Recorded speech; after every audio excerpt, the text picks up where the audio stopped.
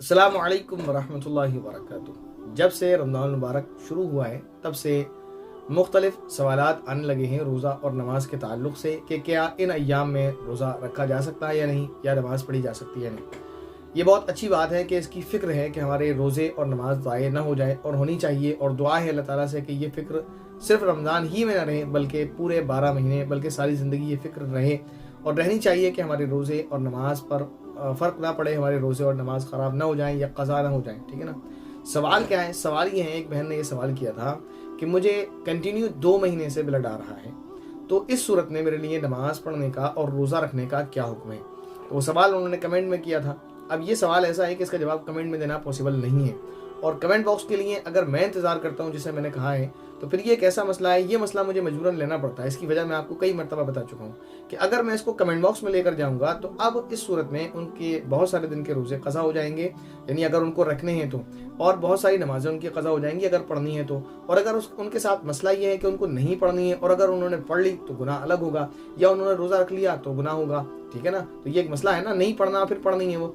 इसी तरह कुरान करीम पढ़ लिया, क्योंकि ऐसा ही कॉल मेरे पास आया था, एक बहन ने पूछा था और उनको रोज़ा और नमाज नहीं करना था और वो कर रही है कंटिन्यू, लेकिन उन्होंने बाद में जब उनको इसी तरह वीडियो मिला, उन्होंने अब तक यानी 8 रोज़े हो चुके हैं, कल कॉल आया था उनका, उन्होंने 7 रोज़े रख लिए हैं और नमाज भी पढ़ रही हैं और कुरान भी पढ़नी है। हालांकि उनको ना नमाज पढ़ना है, ना रोज़ा रखना है, ना कुरान ही पढ़ना उनके लिए जायज़ था, लेकिन वो ये सब काम कर रही हैं क्योंकि उनको इल्म नहीं था इस बात का। फिर उन्होंने जो वीडियोस मेरी 2-3 इस टॉपिक पर हैं, काफ़ी ज़्यादा है, मिसकैरेज और अबॉर्शन वगैरह इसको लेकर, तो उस पर उन्होंने जब वीडियो देखा तो उनको डाउट लगा कि मुझे पता नहीं पढ़ना चाहिए नहीं पढ़ना चाहिए। उन्होंने कॉल किया तो उनको बताया गया कि आपको बिल्कुल भी नमाज नहीं पढ़नी है, रोज़ा भी नहीं रखना है, कुरान भी नहीं पढ़ना है। कब तक वो बता दिया उनको, कब तक नहीं करना उनका मसला अलग है। तो इसलिए मजबूरन ऐसे जो टॉपिक्स हैं जो नमाज और ख़ास तौर पर नमाज से रिलेटेड है, रमज़ान में रोज़े से रिलेटेड है, क्योंकि ये वक्त जा रहा है पर इसमें नुकसान हो जाता है, इसलिए ये यहाँ पिक करना पड़ता है। तो सवाल ये है कि कंटिन्यू 2 महीने से ब्लड आ रहा है तो नमाज का क्या हुक्म है, रोज़े का क्या हुक्म है, रोज़ा रखना चाहिए या नहीं, नमाज पढ़ना चाहिए या नहीं। तो याद रखें इसमें 3 सूरतें हैं। ठीक है ना। उसको बहुत अच्छे से समझ लें। अगर आप अच्छे से समझ लेंगे तो आपकी सारी प्रॉब्लम क्लियर हो जाएगी और ये मसला आपके लिए हमेशा हमेशा के लिए ख़त्म हो जाएगा। और अगर आप अच्छे से नहीं सुनेंगे तो फिर आपके लिए मसला गड़बड़ हो जाएगा, और फिर आप अगर गलती करेंगे तो याद रखें गुनाहगार होंगे, और फिर आपके पास कोई एक्सक्यूज़ नहीं होगा अल्लाह के सामने में कि मेरे पास इल्म नहीं था, मुझे नॉलेज नहीं थी, गलती से हो गया। फिर अल्लाह ताला आपकी पकड़ करेंगे सख्त कि कोई बताने वाला था लेकिन आपने उसकी सुनी नहीं। ठीक है ना।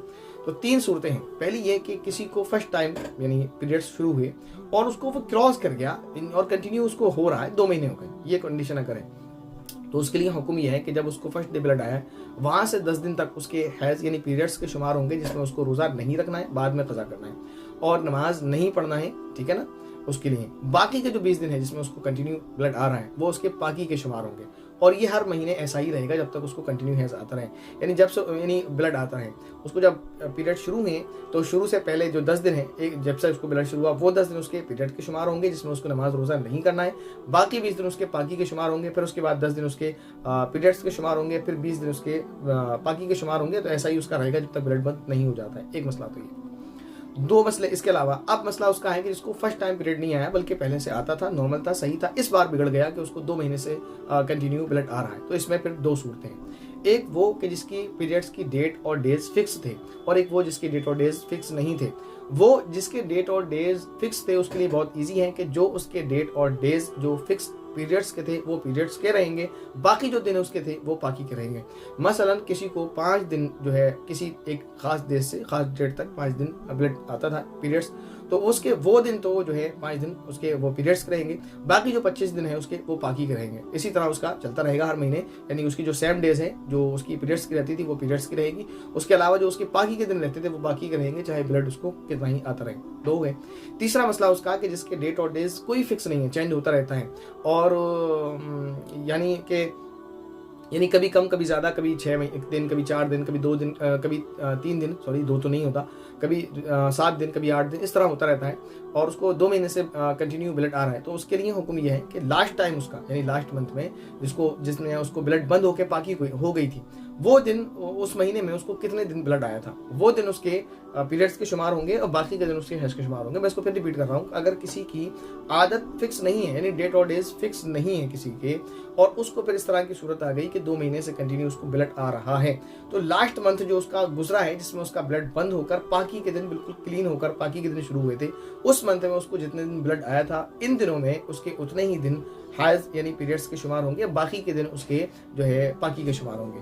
मुझे उम्मीद है कि तीनों जो मसाइल हैं आपको अच्छे से समझ आ गए होंगे। इसमें अगर फिर भी आपको कोई कन्फ्यूज़न है तो वही बात है मेरी कि आप या तो कमेंट करें और फिर आपको कमेंट बॉक्स के लिए वेट करना पड़ेगा, या फिर आप जो है हमारे व्हाट्सएप नंबर पर रब्ता कर सकते हैं। या तो कमेंट करें आप और वेट करें कमेंट बॉक्स का, जो इंशाल्लाह आपको फ्राइडे में जो है ज़रूर इंशाल्लाह मिल जाएगा। और उम्मीद है मैंने आपको बहुत ईजी करके समझाया है, तो ये मसला आपको अच्छे से समझ आ गया होगा। अगर आपको समझ आया है तो कमेंट करके ज़रूर बताएं, ताकि दिल को इत्मीनान हो कि हाँ मेरी बात आपको समझ आ गई, मैं आपको अच्छे से समझा सका हूँ।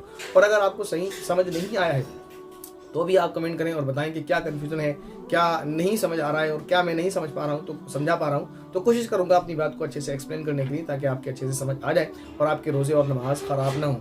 और ये वीडियो आपने मुकम्मल देख लिया है तो आपका अखलाकी फ़रीज़ा ये बनता है कि आपकी जो और ग्रुप सर्कल में बहनें हैं तो उनको आप ये बात ज़रूर शेयर करें, ताकि उनके साथ अगर इस तरह का मसला हो तो वो मसला भी उनका हल हो जाए। उम्मीद है मेरी ये बात आपको अच्छे से समझ आ गई होगी। अस्सलामु अलैकुम वरहमतुल्लाहि वबरकातुहू।